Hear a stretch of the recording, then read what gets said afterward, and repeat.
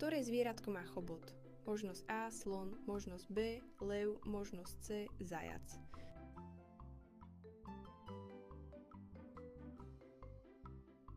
Správna odpoveď je slon. Čo svieti na oblohe cez deň? Možnosť A, mesiac, možnosť B, slnko, možnosť C, hviezdy.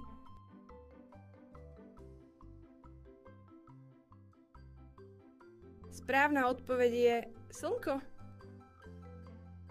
Ktoré ovocie je žlté a má tvar polmesiaca? Možnosť A, banán, možnosť B, jablko, možnosť C, jahoda.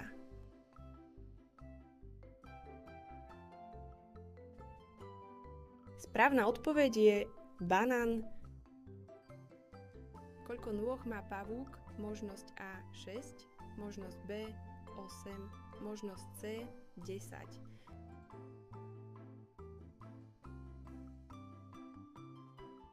Správna odpoveď je 8. Ktoré zvieratko hovorí mu?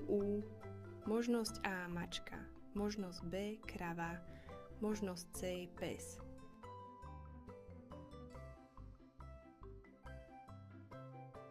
Správna odpoveď je krava.